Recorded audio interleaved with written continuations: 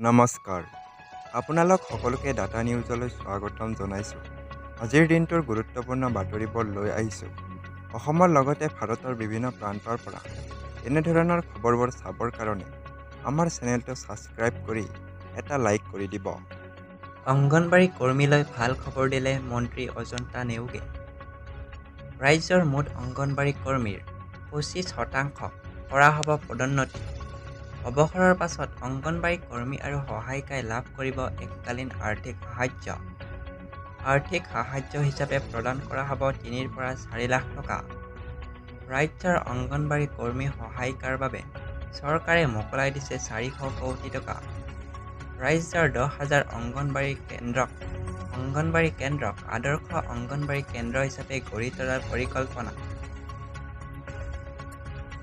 নিৰ্মীয়মান অৱস্থাত থকা অংগনবাড়ী কেন্দ্ৰসমূহ অক্টোবৰ মাহৰ ভিতৰত সম্পূৰ্ণ হোৱাৰ দিশে। ৰাজ্যৰ হাজাৰ হাজাৰ অংগনবাড়ী কৰ্মীলৈ আজিৰ দিনটোত এই অকল ভাল খবৰ আহি পৰিছে।